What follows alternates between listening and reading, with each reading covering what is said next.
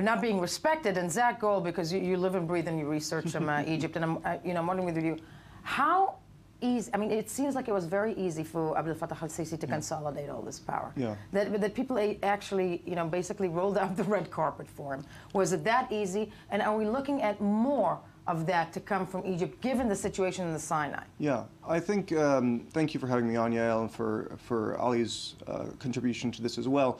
I would actually argue that he's not consolidating. There are a number of different parties, the army, in which he's the most represented part, and of course the Interior Ministry, the Judiciary, they're all working in unison, but not necessarily consolidated together. So that's something to keep in mind, that I don't think Abdel Fattah al-Sisi has the same type of control that Mubarak had. That being said, we've discussed on the show before, the country looks around the region and they see Libya to one side, they see Yemen and Syria, and they say, we're better off with this, we're better off under a harsh system if it's at least has the prospect of moving forward. Now, of course, as the summer months move on, as Ramadan happens, depending on whether or not they can provide enough power and energy during the very warm, high air conditioning, high electricity periods, that's going to be very important. Exactly. That's going to be one of them. And speaking of that, we're also joined from Cairo by freelance journalist Hiba Hadi. Hiba, good morning to you. Good morning. A year on Sisi's rule, as we're just discussing here in studio, would you say that the people of Egypt, the civilians, there always seems to be much more inclination to like a military man if you're Egyptian, but would you say, Hiba, that the people of Egypt are happy with al-Sisi? Are there any dissent voices? Is it even allowed to say something against the, his administration if one wanted to? Well, let me tell you that, first of all, even God, we all human, we are not considered as one God. So there is no person we can consider it perfect. I mean, the whole nation consider him that he's a perfect leader for any nation. So let me explain this more for the audience or our viewers. Yes. Sisi had the majority of the Egyptian heart, so they are with him. The difference between Morsi and al-Sisi, for example, Morsi, he promised us within 3 months he's going to change some things, and it didn't happen. He didn't keep his words. But al-Sisi, he was very clear. He stated that I will do my best. We have a problem, issues in our country, and we are going to work on it. But no, which is a right policy. But one can argue, Hiba, and it's a great point, that that Morsi was in power barely for 1 year, and what happened afterwards is that the entire Muslim Brotherhood is almost diminished. When it comes to the Muslim Brotherhood, is it even possible to be a Muslim Brotherhood supporter these days in Egypt?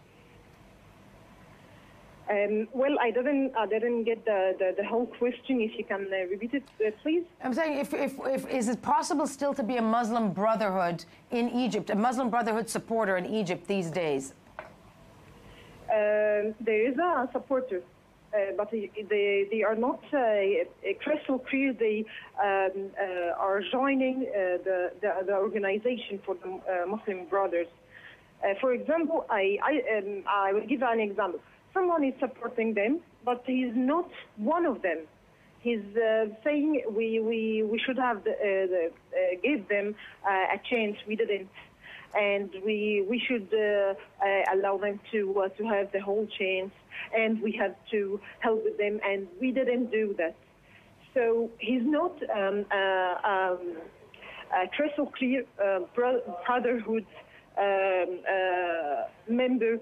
But in the same time, he considered that maybe we did a mistake. Yes. So it's normal in Egypt. You have to say, I'm a Brotherhood supporter or I'm Sisi supporter. In that, Hiba, I want to thank you. I want to thank you for joining us from Cairo this morning, because it's always important to hear from the people themselves. But Zach, I felt like slightly uncomfortable for Hiba to discuss the Muslim. I mean, one has to state it. You know, one of the interesting things in your report, you showed one of the researchers from Human Rights Watch, and of course, Human Rights Watch put out a report talking about the rights abuses during the past year of Sisi. That's one thing that's to be expected. It's Human Rights Watch. It's what they do. Right. What's somewhat less expected is that the State Department issued a letter to Congress in which, by U.S. law, they had to either say that Egypt was on a democratic path or provide a national security waiver saying it's in the U.S. national security interest that it doesn't matter if Egypt's on a democratic path. And in this report, they basically said, they said it's in our interest that Egypt receive our military aid because of its cooperation in the fight against terrorism, especially in the Sinai and on the Libyan border. Yet it goes on to list pages and pages of abuses and of the backward moving of rights in the country, not just towards Egyptians, of course, towards Egyptians, but also towards international NGOs, to the number of there are now 3 U.S. citizens in Egyptian prison that are considered political cases. No, but it's interesting, and I think we're concluding that it seems to me that the United States is willing to accept human rights violations if the countries can maintain a semi-form of quietness, so to speak, in the region and help their agenda. I'm the one who said that. But, that when it comes to Egypt, I'm locking everybody in studio with us as we move on to Ami Kaufman. And, the news you missed while scanning the headlines, now that we've concluded the death of the Arab Spring in Egypt. Yes. Okay, we're going to start with Iran and the short little media comparison like we do sometimes in the mornings. Washington Post reporter Jason Rezaian had another hearing yesterday for his trial. He was being accused of espionage, spying for the United States. This is the second session of his trial. IRNA, as you can see, this is IRNA. Well, this is right now we're showing the Washington Post, but the first one was IRNA. Very brief report. The reason for this is that Iranian media is not allowed to say anything from closed-door hearings, and the Iranians prosecute people, media outlets that are reporting from there. This is showing back there. And I'm going and just because we have Ali Waqid locked in studio with us, I'm wondering if Razia, and I'm just theorizing here, is going to become some form of a pawn in the June 30th agreement, because to me it's all, and call me suspicious and conspiratorial. Absolutely. When we talk with Iranian colleagues, and they don't have much more information about what is going on inside doors, but they say that the situation must be more clear as June 13th get closer, and as we know what are the deal that might be concluded between Iran and between the international community. And the international community, and this is all just very, it's very interesting that it's all happening at this month. Right, definitely. Yes. Let's take a little look at the Washington Post. The wording of the headline, of course, is interesting. Espionage, the word espionage is in quotes. And they try to get, I always think about, the Washington Post people, it must be very difficult for them to write about their colleague that is currently being held, and it must be a very touchy issue. They try to gather as much information as they can, and they really can't get anything. The only thing they have is from his attorney, Leila Akhshan, who says that he is in good spirits. And I think you want to be careful also, and speaking of which, it's interesting that we just discussed Egypt, because it's semi-reminiscent of the Al Jazeera cases, of the journalists that were locked there in, for a year. How long were they there? They were there for over a year. For over a year. And, you and of can't... course, their trial is still ongoing. Exactly. Yes. And, the institutions themselves don't really know, how to deal with that. Sorry, their employers. Yes. Very similar topic, by the way. This is from Al Jazeera. Saudi Arabia uphold a sentence for a blogger. Personally, as a blogger myself, I found this it's really scary. 10-year prison sentence and 1,000 lashes for blogger Raif Badawi.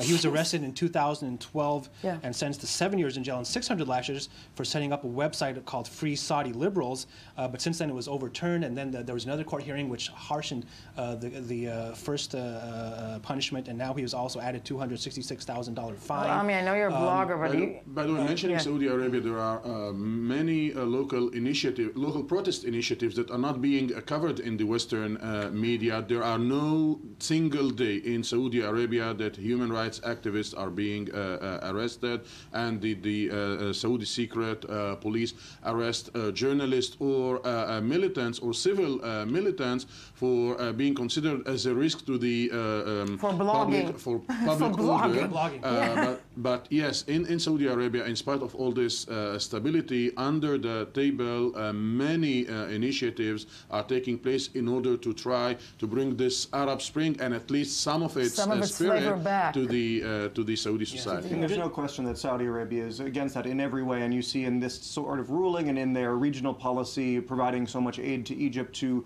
to turn back the clocks. And it's, of course, it's not just liberal human rights activists. There are also many Islamists in Saudi Arabia who want to change the system as well. The system back. But again, you know, the changing, the transformation of the region, if we can revert that back a little bit. And by the way, he's been lashed already 50 times in public, and he's away. And it looks like he's going to start getting lashings. They give him lashings every Friday after prayers publicly. And this is just. No.